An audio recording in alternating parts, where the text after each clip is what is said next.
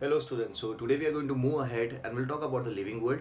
ठीक है, so previous lecture में we were talking about the taxonomic categories. ठीक है, तो आज भी taxonomic categories की बात करेंगे and to be more specific we would talk about the species. Species की थोड़ी बात करी थी पहले, so आज species की बात करेंगे, आज hierarchy की भी बात कर लेंगे. ठीक है, तो यहाँ पे हमेशा एक confusion होता है कि taxonomic category जो होता है, okay, what does it stand for? ठीक है, तो उसको पहले क्लियर कर लेते हैं कि taxonomic category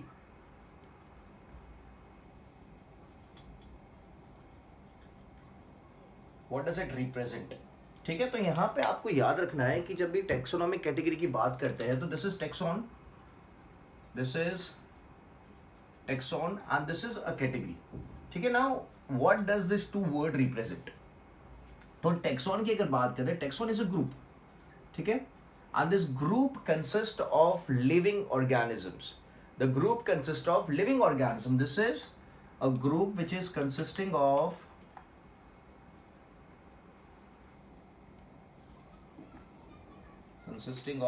living organisms. ठीक है, और कैटेगरी क्या है? तो कैटेगरी रैंक है. Category is a rank which is given to that group. जैसा आपने पढ़ा था कितने सारे ग्रुप है. There is kingdom, there is class, there is order, there is family, there is division. तो ये सब क्या है? ये सब टेक्सॉन्स है, this are groups. And category is the rank that is given to that group. Category is a rank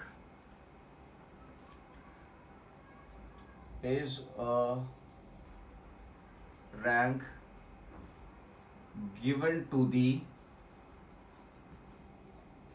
group. ठीक है, सो टेक्सोनॉमिक कैटेगरी में जो बात करते हैं, सो टेक्सोनॉमिक कैटेगरी में टेक्सॉन जो है it consist of living beings.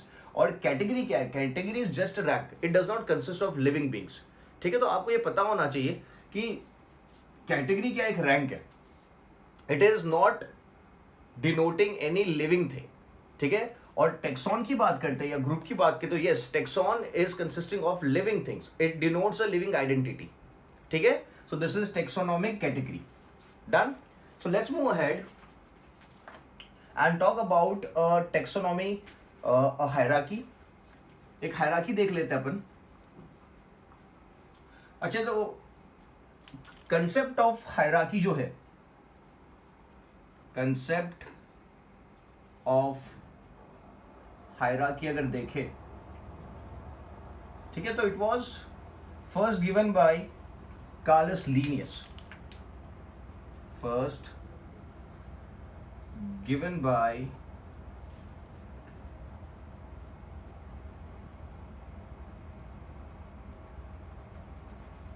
Carolus Linnaeus. और जब उन्होंने ये कंसेप्ट दिया था हायरार्की का, तो he came up with the 5 levels. He came up with 5 taxon. Okay, वो टेक्सॉन कौन कौन से थे? He came up with 5 taxon, या फिर मैंने बोला 5 लेवल्स आप बोल सकते हो. ठीक है, तो which were those levels? So the levels were class, order, genus and variety. See, this is very important from the competitive point of view. आपको याद रखना है कि कार्लस लीनियस ने जो हायरार्की दी थी, उस हायरार्की में there were 5 categories, there were 5 levels. ठीक है, class, order, genus and variety. ठीक है, और यहां पे एक और मैं लिख लेता हूं, स्पीसीज. 5 हो गए. So this was given by Linnaeus, but later on the variety was replaced. Later on ये जो वेराइटी वाला था, इसे रिप्लेस कर दिया गया. कौन से चीज से रिप्लेस किया? तो it was replaced bye kingdom. इसकी जगह पे किंगडम यूज करने लग गए, फाइलम करने लग गए, एंड फैमिली यूज करने लग गए. तो ये जो 3 टेक्सॉन है, phylum, kingdom and family, this were not given by Carolus Linnaeus. Only this were given by Carolus Linnaeus. ये आपको पता होना चाहिए. ओके, वैरायटी को रिप्लेस किया गया. वैरायटी को रिप्लेस किया किससे? फैमिली, किंगडम एंड फाइलम से. ठीक है, so the concept of hierarchy was first given by whom? It was given by Carolus Linnaeus. Okay, and he came up with 5 categories. He came up with 5 categories और 5 levels. Okay, that is species, class, order, genus and variety. And later on the variety was replaced by family, kingdom and phylum. Family, kingdom and phylum. ठीक है। So now will go through a hierarchy, एक hierarchy देख लेते हैं किस तरीके से होता है।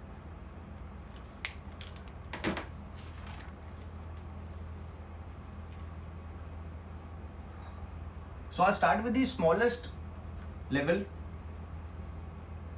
पहले अपन लिख लेते हैं कि यार कौन कौन सा लेवल्स है, कौन कौन सी ऑर्डर्स है। सो फर्स्ट कम्स,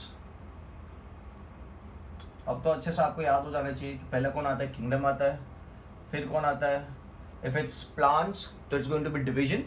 तो मैं यहाँ पे प्लांट्स की बात करने वाला हूँ तो मैं डिवीजन ही लिखता हूँ। डिवीजन के बाद कौन आएगा, क्लास आएगा, क्लास के बाद आएगा ऑर्डर, फिर आएगा फैमिली, फिर आएगा जीनस, और फिर आएगा सबसे छोटा ग्रुप, दैट इज स्पीसीज। ठीक है, तो यहां पे देख लो एक हायरार्की बन चुका है, सबसे छोटा सबसे बड़ा। ठीक है, the biggest one is the kingdom, the biggest level is the kingdom, the smallest level is the species. ठीक है, as we are talking about plants, इसलिए मैंने कौन सा टेक्सॉन ग्रुप का नाम लिख रहा हूं, डिवीजन। अगर मैं एनिमल्स की बात करता तो मैं यहां पे लिखता फाइलम। और यहां पे will talk about two things, will talk about wheat and will talk about mango. ठीक है, तो व्हीट से अपन सबसे लोएस्ट कैटेगरी से चालू करते हैं। तो अगर व्हीट को साइंटिफिक टर्म देखें या उसका स्पेसिफिक एपिथेट की अगर बात करें या स्पीसीज नेम की बात करें, तो it consist of, the scientific name is Triticum aestivum.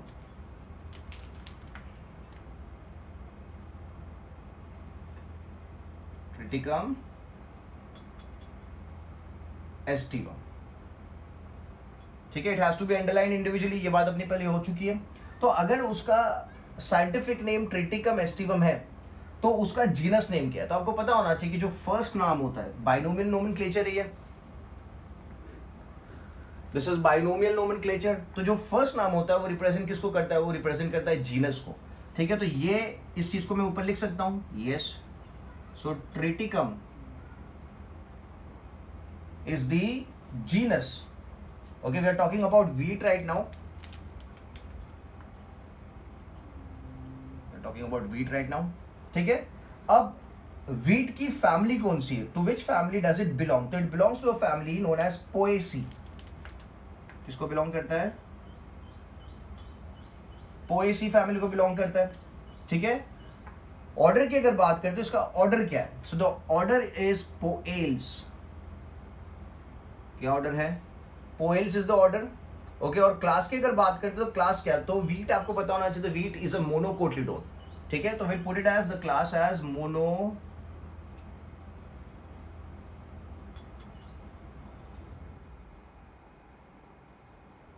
मोनोकोटिलीडोने। Okay, monocotyledonae बोलेंगे इसे। ठीक है, डिवीजन की बात करते हैं तो it belongs to the flowering plant. तो यहां पे मैं लिखूंगा फ्लावरिंग प्लांट की जो कैटेगरी होती है, जो ग्रुप होता है, उसे क्या कहा जाता है, इट इज नोन एज एंजियोस्पर्मे। क्या कहा जाता है, एंजियोस्पर्मे। ठीक है, और किंगडम की बात करेंगे तो यार व्हीट कौन से किंगडम को बिलोंग करता है, कौन से बड़े ग्रुप को बिलोंग करता है, तो व्हीट बिलोंग करता है, the biggest group is the plant. So I can put it as kingdom Plantae, kingdom Plantae. ठीक है, तो फिर से रिपीट कर लेते हैं कि स्पीसीज व्हीट जो होता है उसकी स्पीसीज का नाम क्या है, तो स्पीसीज का नाम है ट्रिटिकम एस्टिवम। जीनस क्या है, तो ट्रिटिकम। फैमिली क्या है, पोएसी। ऑर्डर क्या है, पोएल्स। क्लास क्या है, मोनोकोटिलीडोने। डिवीजन क्या है, एंजियोस्पर्मे। और किंगडम क्या है, प्लांटे। ठीक है, तो ये एक हायरार्की ऑर्डर हो गया, from smallest to the bigger group. ठीक है, छोटे से बड़ा। प्लांटे की मैं बात करता हूं, प्लांटे में means every plant, the group of plants consist of every plant. It could be an angiosperm, it could be a gymnosperm, it could be a bryophyte, pteridophyte, okay, monocotyledon हो सकता है, dicotyledon हो सकता है।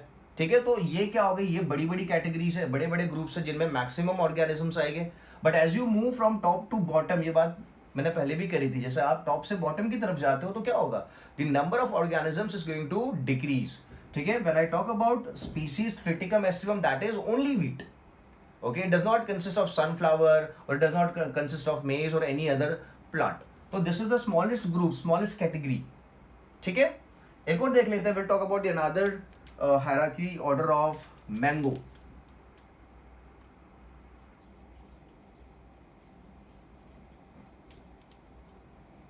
Mango. सो mango की बात करते हैं तो चलो मैंगो को स्टार्ट करते हैं, ऊपर से चालू करते हैं मैंगो के लिए। तो आपको पता है मैंगो कौन सी कैटेगरी को बिलोंग करता होगा, सबसे जो मैक्सिमम कैटेगरी है that is the kingdom Plantae. It belongs to the kingdom Plantae. Division क्या है, तो अगर मैंगो की आप बात करें तो आपने देखा होगा कि मैंगो आने से पहले मैंगो के जो ट्रीज होते हैं उसके ऊपर छोटे छोटे से फ्लावर्स आते हैं। तो फ्लावर्स आ रहे that means it's a flowering plant. ठीक है, तो फ्लावरिंग प्लांट मतलब एंजियोस्पर्म हो गया। तो यहां पे लिख लेते हैं एंजियोस्पर्मे। ठीक है, अब आपने देखा होगा कि आप जब मैंगो को खाते हो तो उसका जो सीड निकलता है, उसका जो गुटला होता है, अगर आप उस गुटले को तोड़ो तो उसका जो मेन सीड होता है अंदर की तरफ होता है, and that main seed is dicotyledon. Okay, so class क्या हो जाता है मैंगो का, इट्स अ डाइकोटिलीडोने।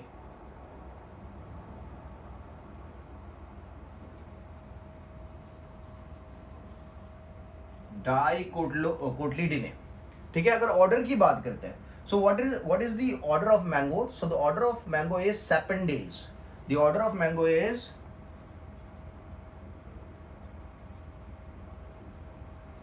sapindales.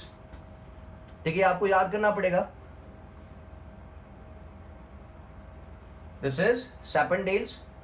फिर फैमिली की बात करते हैं तो जो फैमिली आप देखोगे मैंगो की दैट इज एनाकार्डिए। क्या फैमिली है,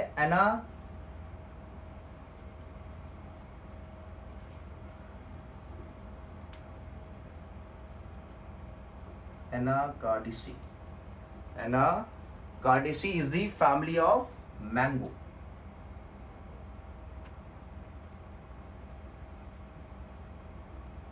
ठीक है, सिंपल एंड इजी। जीनस क्या है, तो जीनस लिखने से पहले मैं लिखता हूं उसका साइंटिफिक नेम। ओके, तो उससे आपको पता चल जाएगा कि जीनस क्या है। तो साइंटिफिक नेम मैंगो का क्या होता है, it is known as Mangifera indica. क्या बोलते हैं उसे, the first alphabet is suppose to be in capitals, the rest should be in small letters. So Mangifera indica is the scientific name of mango. ठीक है, and it has to be underline individually, तो मैं underline भी कर लेता हूं। तो Mangifera जो है साइंटिफिक नेम में वो किसको रिप्रेजेंट करेगा, वो रिप्रेजेंट करेगा उसके जीनस को। तो यहां पे जीनस भी आ गया मैंगीफेरा। ठीक है, एक और इससे मिलता जुलता मैं नाम बोलता हूं, that is Azadirachta indica. Azadirachta indica is a scientific name of neem. ठीक है, तो एजाडिरेक्टा क्या होगा, तो एजाडिरेक्टा उसका जीनस हो गया। ठीक है, सिंपल एंड इजी। तो यहां पे अपन ने on the basis of hierarchy from the smallest to the biggest group discussion कर लिया है कि यार सबसे बिगेस्ट ग्रुप प्लांटे है, सबसे छोटा ग्रुप स्पीसीज है।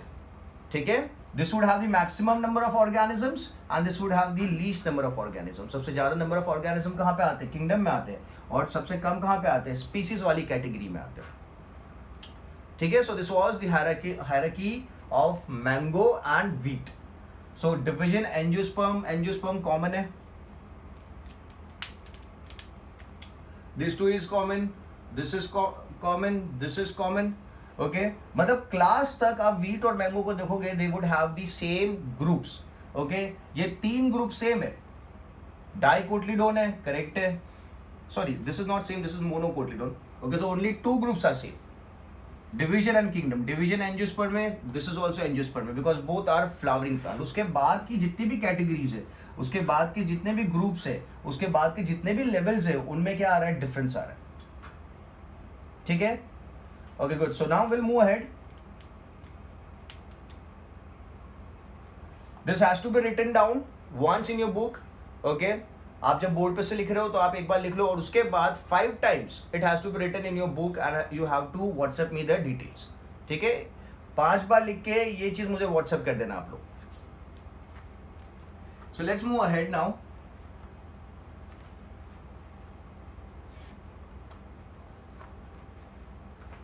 So now it is very clear what is the difference between a taxon and what is the difference between the category. Category consists of non-living things, okay, while taxon consists of living things. It consists of living groups. ठीक है, clear है? So now let's move ahead and we'll talk about species now. तो species में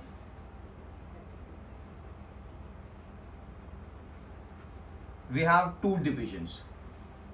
species में we have further two divisions. We have polytypic species and we have monotypic species. We have polytypic species and we have monotypic species. ठीक है ना. what is the polytypic species and what is the monotypic species? poly का मतलब आपको पता होना चाहिए कि many. poly stands for many. ठीक है, ठीक है. And mono stands for single. तो जो पॉलीटाइपिक स्पीसीज होती है ना, they consist of more than one sub species और more than one variety. They consist of more than one sub species, या फिर I can put it as it consist of more than one variety. अगर if I am talking about a plant तो मैं लिखूंगा मोर than one variety है, और अगर मैं एनिमल के बारे में लिख रहा हूं तो I put it as more than one sub species. Varieties use for plants. ठीक है, this should be very very clear. So एक एग्जांपल ले लेते हैं. जैसे कि मैं बोलता हूं Brassica oleracea capitata. I put in the proper term Brassica oleracea capitata. It should be in small letters. You cannot put it in the capitals. ठीक है, ब्रासिका ओलियरासी कैपिटाटा. ओके, ये किसका साइंटिफिक टर्म है? So this is the cabbage. जो आप cabbage consume करते हो उसका साइंटिफिक टर्म है ब्रासिका ओलियरासी कैपिटाटा. तो मैं यहां पे लिख देता हूं कैबेज. ठीक है, दूसरा मैं टर्म लिखता हूं. सो brassica ओलियरासी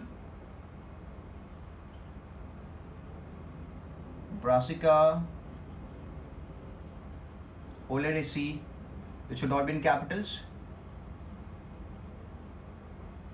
Brassica oleracea, and this is botrytis. ठीक है. So this is the genus, this is the specific epithet and this is the variety. ठीक है, ट्राइनोमियल नोमेनक्लेचर के हिसाब से यहाँ पे नाम लिखा हुआ है.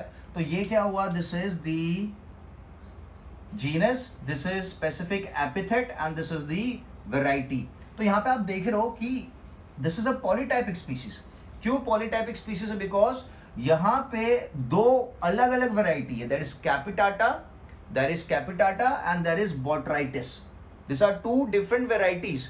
तो अगर कोई भी स्पीसीज, देखो आप दोनों नाम देख रहे हो, ब्रासिका ओलियरासी सेम है, ब्रासिका ओलियरासी सेम है. मतलब क्या है?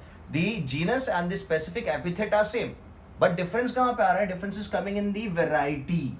Difference is coming in the variety. तो मैंने यहाँ पे क्या लिखा है कि पॉलीटाइपिक स्पीसीज जो होगी उसके पास क्या होगा? मोर देन वन वेराइटी होनी चाहिए. प्लांट्स के केस में वेराइटी बोलोगे, एनिमल्स के केस में सब स्पीसीज बोलोगे. तो yes, this is the polytypic species. So if Brassica oleracea capitata is cabbage, तो what does Brassica oleracea botrytis represent? So this also represents the cauliflower. आपने 10th स्टैंडर्ड में पढ़ा था कि कैबेज है या फिर कॉलीफ्लावर है, ये सब कहां से ओरिजिनेट हुए हैं? They have originated from the wild cabbage. ठीक है, so this is cauliflower. This is cauliflower. ठीक है, तो यहां पे कॉलीफ्लावर का भी साइंटिफिक नेम दे दिया मैंने आपको, मैंने कैबेज का भी साइंटिफिक नेम दे दिया. ठीक है. Now what is monotypic species? तो मोनोटाइपिक स्पीसीज में तो आपको अब समझ में आ गया कि what does it represent.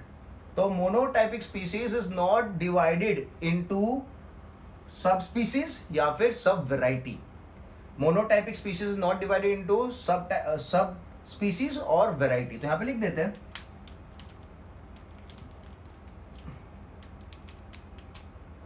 Not divided into सब स्पीसीज या फिर वेराइटी. ओके, मतलब it would be in the binomial nomenclature. वहां पे तीसरा नाम ट्राइनोमियल नहीं आएगा, तीसरा नाम नहीं आएगा. Okay, so those are termed as the monotypic species. Simple and easy. Clear है? So let's move ahead now and let's talk about genus. Genus की भी बात कर लेते हैं. यार जीनस में कोई डिफरेंट फॉर्म्स अवेलेबल है?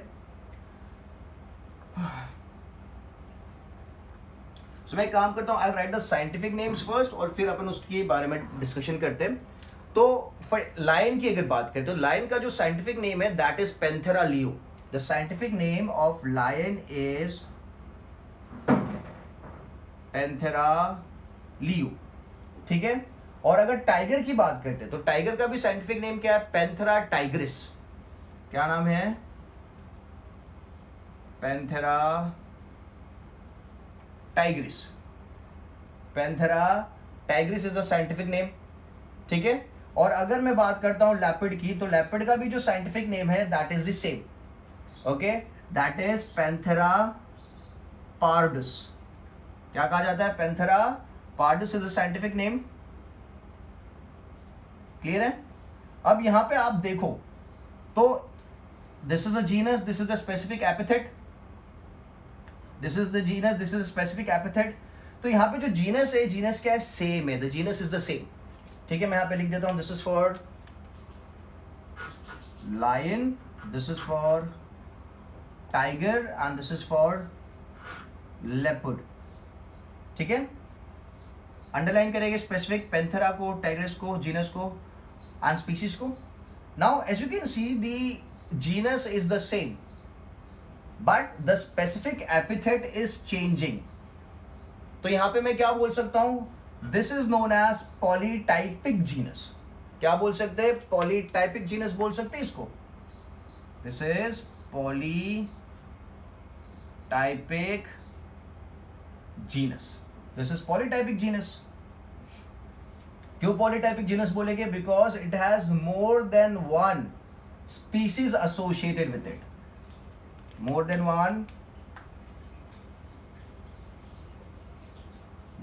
than one species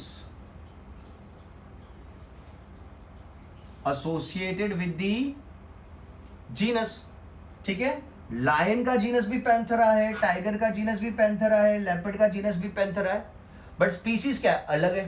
सो लायन की स्पीसीज स्पेसिफिक एपिथेट क्या है? लियो है। टाइगर का स्पेसिफिक एपिथेट क्या है? टाइग्रिस है। और लेपर्ड का स्पेसिफिक एपिथेट क्या है? पार्डस है, ठीक है। तो यहाँ पे स्पीसीज नेम अलग अलग है बट जीनस नेम क्या है? Genus name is the same. So अगर जीनस नेम सेम है और स्पीसीज एपिथेट अलग है तो we will term it as a polytypic genus, will term it as a polytypic genus, ठीक है। So this is more than one species related with the same genus, ठीक है। Now moving ahead and will talk about the monotypic species. Polytypic की बात करी, sorry not the species but the monotypic genus. तो monotypic genus अब आपको पता है कि क्या होगा? आप लिख सकते हो कि मोनोटाइपिक अगर जीनस की बात करते हैं, so the monotypic genus would consist of, यहां पे लिखूं more than one species? No, it would not consist of more than one species, okay. मैं लिखूंगा only one species associated with the same genus, only one species associated with the genus। तो इसमें example मैं लेता हूं किसका? इसमें example अपन लेते हैं, खुद का एग्जाम्पल ले लेते हैं, that is homo sapiens। we are known as homo sapiens, humans are considered as homo sapiens, okay। तो see earlier होमो सेपियंस की काफी वेराइटीज एग्जिस्ट करती थी, जैसे होमो इरेक्टिकस है, ओके। बट अभी right now on the surface of the earth जो अपनी रेस सर्वाइव कर रही है, वो रेस खाली क्या है? होमो सेपियंस है। There is no other organism with the same genus Homo, ठीक है। होमो वाला कोई दूसरा ऑर्गेनिज्म एग्जिस्ट नहीं करता है, तो we are one of its kind. There is only human race existing, okay. So this genus is having a single species or specific epithet only. So this comes under monotypic genus. Only one species is associated with the genus. ठीक है? आप अगर पढ़ोगे book में तो आपको होमो इरेक्टिकस भी दिखेगा, ओके, होमो हैलिबल्स भी दिखेगा, बट ये सब एग्जिस्ट नहीं करते हैं। जो अभी के टाइम पे एग्जिस्ट कर रहा है वो होमो सेपियंस ही है, ठीक है। बल्कि आप ये देखोगे तो ये तो तीन एग्जिस्ट करते हैं। तो ये जो जीनस है वो 3 स्पीसीज के साथ एसोसिएटेड है, बट ये वाला जीनस जो है वो सिर्फ एक ही स्पीसीज के साथ एसोसिएटेड है, दैट इज सेपियंस, ठीक है। So now I can group them up into what? Into genus. इससे पहले जो आपने देखा that was species, this is genus. तो जीनस में दो वैरायटीज है, polytypic genus and monotypic genus. Okay, more than one species, clear है? Only one species is associated with the genus and that is Homo sapiens. ठीक है, let's move ahead now. मैं जितने भी साइंटिफिक नेम्स इस lecture में बोल रहा हूं, those names have to be written 5 times and you need to WhatsApp me the names. ठीक है, आपको ये लिखना तो है, बोर्ड वाला बोर्ड वर्क तो करना ही है आपको, बट बोर्ड वर्क हो जाने के बाद जितने भी साइंटिफिक नेम्स है उसको 5 बार लिख के मुझे व्हाट्सएप करना है। Okay, now will talk about the species geographical distribution. Species geographical, species geographical.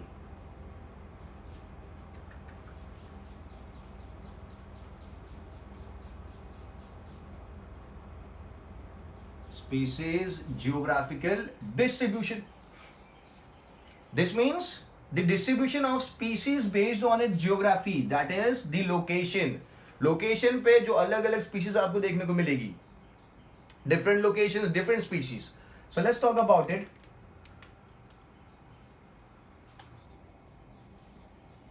There are two different species existing in two different geographical locations. If there are two species existing in two different geographical locations, so let's say this is species A and this is species B, और इन दोनों का जो geographical area है वो है, ये इसका geographical area है और ये इसका जियोग्राफिकल एरिया। आप देख रहे हो दोनों के जियोग्राफिकल एरिया क्या है, अलग है, they are not the same.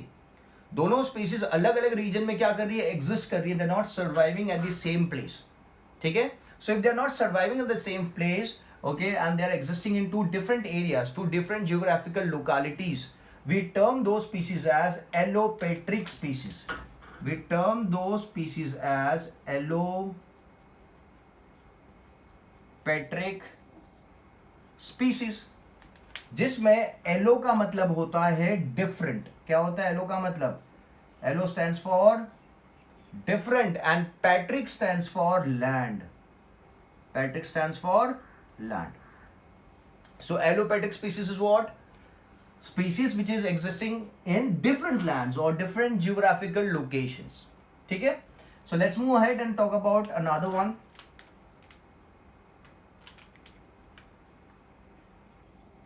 So another one की बात करते हैं। So यहाँ पे डायग्राम से आपको पता चल जाएगा मैं किस चीज की बात कर रहा हूँ। So let's make one area, one geographical area. यहाँ पे क्या species B एग्जिस्ट कर रही है और इसी एरिया के अंदर स्पीसीज A एग्जिस्ट कर रही है। मतलब दोनों स्पीसीज का जो एग्जिस्टेंस है वो ऑलमोस्ट एक ही जियोग्राफिकल लोकेशन में हो गया। आप ये बोल सकते हो कि जो B का जियोग्राफिकल लोकेशन है उसके अंदर A स्पीसीज एग्जिस्ट कर रही है। बी का जो जियोग्राफिकल एरिया है, या फिर आप बोल सकते हो कि बी वाले ने क्या किया है, उसको ए के जियोग्राफिकल एरिया को ओवरलैप कर दिया। बी ने ए के जियोग्राफिकल एरिया को ओवरलैप कर दिया। तो अगर इस तरीके से ओवरलैपिंग हो रही है तो it is going to be termed as what? This is going to be termed as sympatric species. क्या कहा जाता है? सिम्पैट्रिक स्पीसीज कहा जाता है। This is sympatric species. Okay, जहां पे सिम का मतलब क्या होता है? सिम का मतलब होता है same, and as you can see यहाँ पे ये स्पीसीज एग्जिस्ट कर रही है सेम जियोग्राफिकल एरिया में, सेम लोकेशन पे। तो will term it as the sympatric species, will term it as sympatric species. ठीक है, थर्ड देख लेते हैं।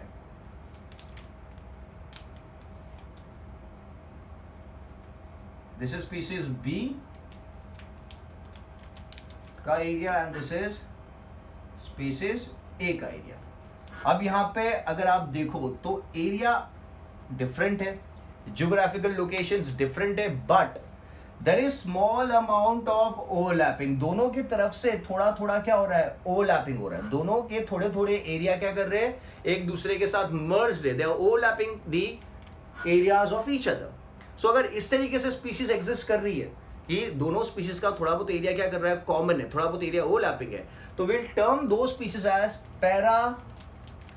पैरापेट्रिक species, will term those as पैरापेट्रिक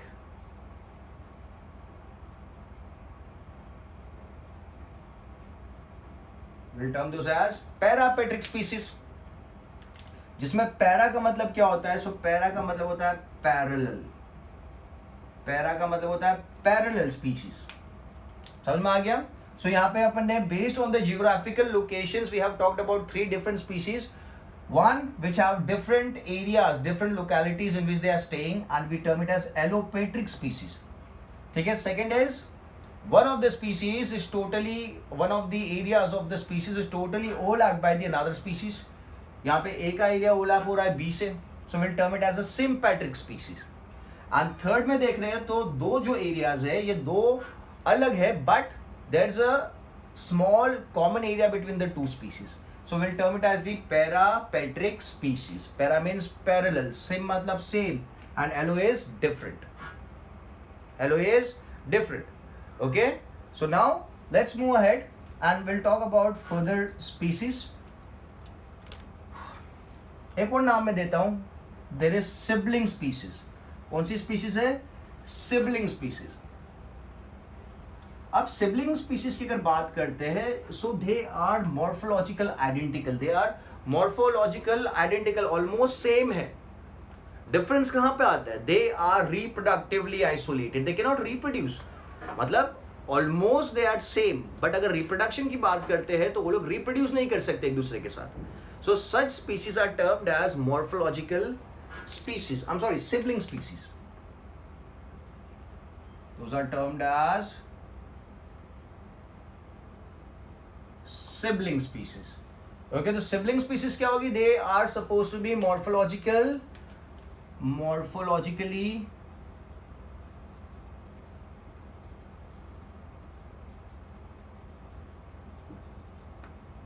identical, morphologically identical, but reproductively they are isolated.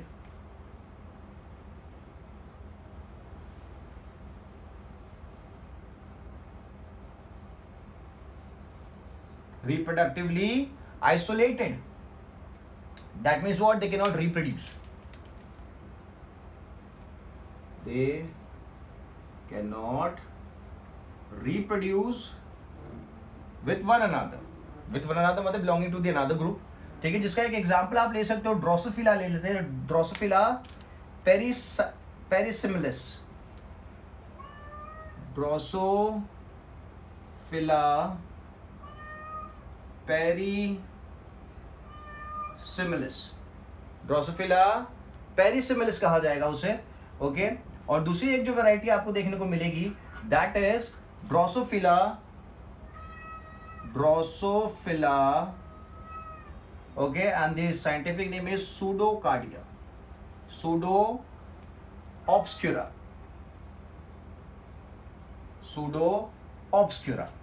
ठीक है, simple and easy. Drosophila persimilis and Drosophila pseudo-obscura, ये दोनों morphologically identical varieties है, this are morphologically identical varieties, but थोड़ा उनमें डिफरेंस है। Difference ये है कि दे कैन नॉट रिप्रोड्यूस, दोनों अलग अलग आप देख सकते हो वैरायटी है। एक का साइंटिफिक नेम है ड्रोसोफिला पेरिसिमिलिस, एक का नाम है ड्रोसोफिला pseudo-obscura, मतलब इसका क्या हो गया, this are two different species, this are two different species, but they are sibling species. क्यों सिबलिंग स्पीशीज है, क्योंकि मॉर्फोलॉजिकली वो क्या है, सेम है, काफी सारे उनके मॉर्फोलॉजिकल कैरेक्टर ऑलमोस्ट सेम है, बट डिफरेंस कहां जाता है, जब रिप्रोडक्शन की बात करते हैं तो they can not reproduce among themselves, obviously they can not, because they are two different species. तो दो अलग अलग स्पीशीज एक दूसरे के साथ थोड़ी रिप्रोड्यूस कर सकती है, बट देखने में तो ये दोनों एकदम सेम दिखते हैं। So those are termed as sibling species, ठीक है। इसका एक उल्टा ले लेते हैं, इसका उल्टा ले तो दैट इज कैंपिलोस्पीसीज। We have कैंपिलोस्पीसीज। अब कैंपिलो स्पीसीज में मैंने बोला आपको उल्टा लेना है किसका, सिबलिंग स्पीसीज का। तो कैंपिलो स्पीसीज जो है उसमें मैं लिखूंगा morphologically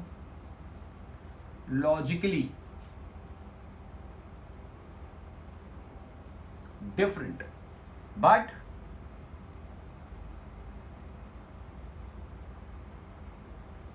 reproduction is possible. Morphologically different है but they can reproduce among themselves. Okay, so those species is termed as campylospecies species. जो morphologically मतलब हाँ externally जो characters है, 2 हाथ 2 पाँव 2 आंखें, ये सब सेम है but reproduction सेम नहीं है but reproduction possible है। so उसे क्या कहा जाता है, campylospecies कहा जाता है। ठीक है, so let's move ahead. Okay, so now let's talk about another types of species. Now, species classification on the basis of time period. Species classification on the basis of time period. Let's say dinosaurs की बात करते हैं तो dinosaurs को आपने actual में तो नहीं देखा है बट आपने उसको मूवीज में देखा होगा, जुरासिक पार्क मूवी में देखा होगा। और अगर आपने ठीक से देखा हो तो डू यू सी जो डायनासोर था जो फॉरेस्ट में रहता है, उस फॉरेस्ट में जो ट्रीज थे, जो प्लांट्स थे, वर those plant consisting of flowers. जो जुरासिक पार्क मूवी थी या कोई भी डायनासोर बेस्ड मूवी है, तो जो जंगल में डायनासोर रहता है उस जंगल में do you find flowering plants? अगर आप ठीक से देखो ओके तो फ्लावर्स नहीं थे। The plant did not contain flowers. क्यों? बिकॉज जो टाइम पीरियड था जब डायनासोर्स एग्जिस्ट करते थे उस टाइम पीरियड पे एंजियोस्पर्म फ्लावरिंग प्लांट्स अवेलेबल नहीं थे। तो उस टाइम पे कौन से प्लांट्स अवेलेबल थे? तो उस टाइम पे जो प्लांट्स अवेलेबल थे those were ferns, those were pteridophytes, those were pteridophytes. Pteridophytes जो टर्म है वो 9th स्टैंडर्ड में आया था, ठीक है, प्लांट क्लासिफिकेशन में। तो जब डायनासोर एग्जिस्ट करता था उस टाइम पे जो प्लांट्स अवेलेबल थे वो फ्लावरिंग प्लांट्स नहीं थे। वो कौन से प्लांट्स थे? वो टेरिडोफाइट्स थे, फर्न्स थे।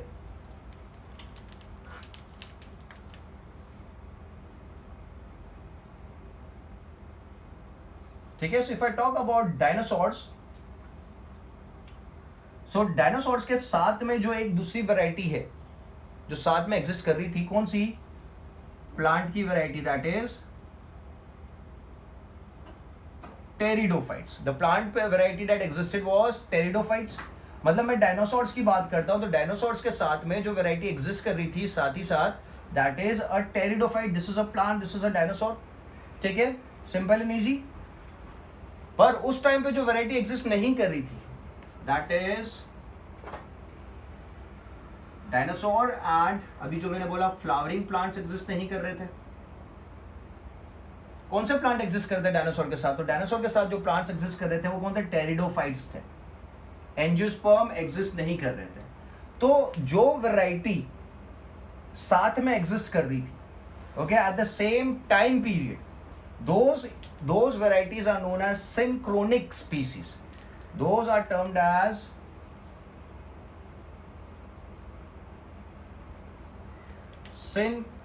synchronic species. Those are termed as synchronic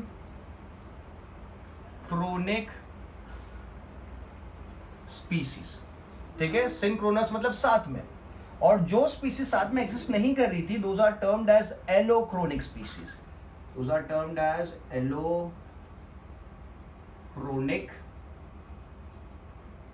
species. ठीक है, तो synchronous मतलब existing at the same time period together and allochronic is existing at 2 different time periods. यहां पे लिख देते हैं अपन existing in 2 different time periods. ये 2 अलग टाइम पीरियड्स में एग्जिस्ट कर रहा था और ये एग्जिस्टिंग एट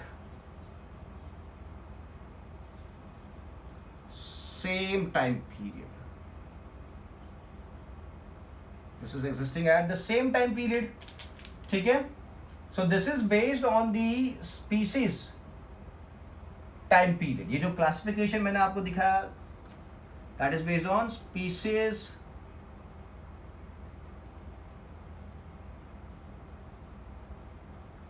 टाइम पीरियड। ठीक है, So we have synchronic species and we have allochronic species. Allochronic is existing in two different time periods, and this is existing, it should be at existing at two different time periods, and this is existing at the same time period. So dinosaurs and pteridophytes they existed at the same time period, तो अपन बोलेंगे synchronic है, और ये दोनों अलग अलग time period में exist करते थे. So we'll term it as allochronic species. ठीक है? Good. So let's move ahead. Okay, so now we'll talk about morphospecies. इसकी बात करेंगे morphospecies. In the earlier times, जब साइंस में इतना ज़्यादा एडवांसमेंट नहीं हुआ था, in the earlier time period when there was no इतना ज़्यादा एडवांसमेंट नहीं था साइंस में, तो उस टाइम पे एनिमल्स की ग्रुपिंग, एनिमल्स का classification, it was done on the basis of morphological characters. Morphology देख लिया, बाहर से देख लिया कि यार 2 हाथ है, 2 पाँव है, 5 फिंगर्स है, जितने भी ऑर्गेनिज्म के 2 हाथ 2 पाँव और 5 फिंगर्स उनको एक ग्रुप में डाल देंगे. Morphologically it was classified. ठीक है? पिंक कलर के फ्लावर्स है प्लांट में, तो जितने भी प्लांट है जिनके फ्लावर्स पिंक कलर के, उनको एक ग्रुप में डाल दिया. तो ये क्या हो, बाहर के characters, that is morphology. So मॉर्फोस्पीसीज.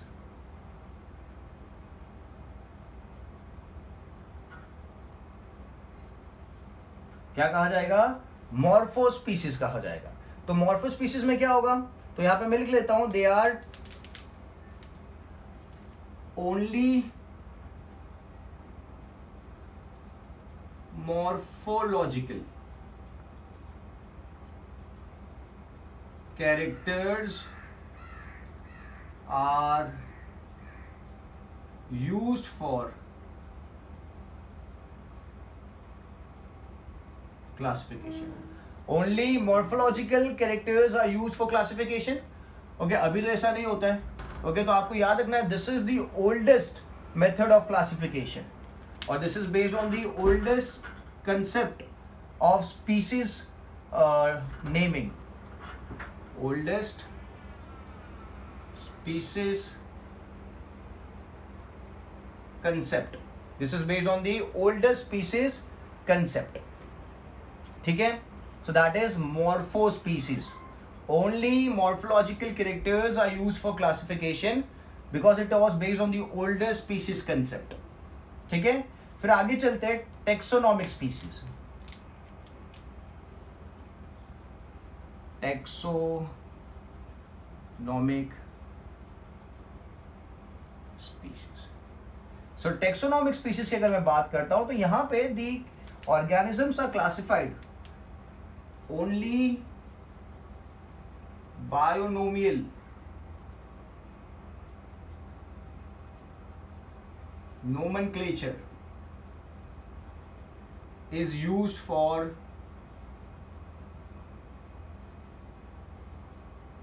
classification.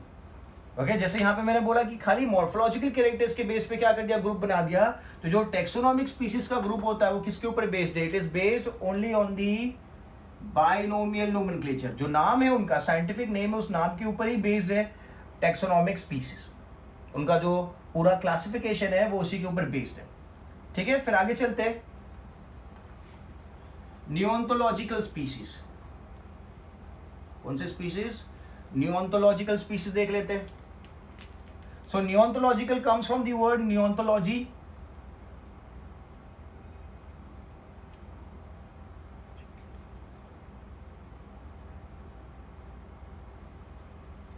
Okay, neontological species. So what is neontological species? तो यहां पे आपको see, for example there is a group of animal जिसमें से थोड़े एनिमल्स क्या हो चुके, एक्सटिंक्ट हो चुके, और थोड़े एनिमल्स बचे हुए. ठीक है? सो उन एनिमल्स का जो स्टडी होता है that is known as neontology. The study of that extinct group is known as neontology, not extinct, extant. समझ में आया? if there is a group of species, let's say if there is a species, और उस species के there are 20 animals in that species, और उसमें से 10 animals they are not existing, they have become extinct. Okay, they are not existing actually. Okay, और 10 animals बचे हुए, तो वो जो 10 बचे हुए उनकी जो स्टडी है that is known as नियोंटोलॉजी. तो नियोंटोलॉजिकल स्पीसीज कौन से स्पीसीज हुए? तो मैं लिखूंगा that is the living species. That is living species, या फिर जो मोर अप्रोप्रिएट वर्ड में यूज करूं तो I can put it as extant species.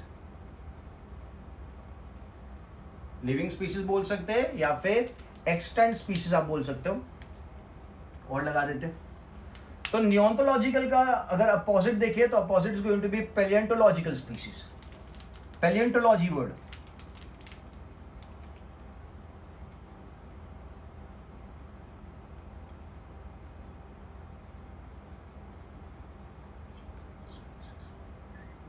Palaeontological species, तो पैलियोंटोलॉजिकल स्पीसीज इसको डिनोट करेगा, तो it is denoting extinct species. किसको डिनोट कर रहा है? एक्सटिंक्ट स्पीसीज को डिनोट कर रहा है, ठीक है। या फिर I can use the term dead species, या फिर वो स्पीसीज जो किसमें अवेलेबल है? Available in the fossil form. वो स्पीसीज जो अवेलेबल है only in the fossil form because it is extinct species, it is a dead species available in the fossil form. The study of dead organism is known as, study of fossil is known as paleontology. The study of fossil is known as paleontology. The study of fossil is known as paleontology, okay, and the study of living organism is known as the neontology. ठीक है, तो ये दो categories की मैंने बात कर ली, पैलियोंटोलॉजी हो गया, नियोंटोलॉजी हो गया, टेक्सोनॉमिक हो गया, ठीक है। सो आज के लेक्चर में पूरी बात करिए किसकी? स्पीसीज की बात करिए, अलग अलग स्पीसीज के ग्रुप्स आपने देख लिए, ठीक है। तो आज के लेक्चर में जितने भी साइंटिफिक टर्म्स मैंने डिस्कस करे, जितने भी साइंटिफिक नेम्स मैंने डिस्कस करे, उन साइंटिफिक नेम्स को आपको 5 बार लिख के मुझे व्हाट्सएप करना है। बोर्ड वर्क तो आप लिखोगे आपकी नोटबुक में, बट अपार्ट फ्रॉम देम आपको क्या करना है? आपको साइंटिफिक नेम्स भी मेंशन करने हैं, ठीक है। क्लियर है? So neontological is living species and paleontological इसका अपोजिट हुआ एक्सटिंक्ट स्पीसीज है। Taxonomic species that is based on the, उनका क्लासिफिकेशन किसके ऊपर बेस्ड है? बायनोमियल नोमेनक्लेचर के ऊपर बेस्ड है, ठीक है। फिर दूसरा जो आपने देखा that is the morpho species which is based on what? Morpho species is based on the morphological characters, ठीक है। सिबलिंग स्पीसीज की भी बात हो चुकी है। So this lecture was full of different types of species, ठीक है। So I will keep this much for the lecture. In the next lecture we would move ahead, okay, in the next lecture we would move ahead and we'll talk about the further details, okay. In the next lecture we would move about and we would talk about the further details, okay. So this is snow, okay. So in the next lecture we would move ahead and we'll talk about the further details. So जब आप ये lecture देख रहे हो, you post me all the photographs available, ठीक है, and then we'll talk about the new topic in the new lecture. So I'll keep this much for the lecture, ठीक है। चलो, bye bye.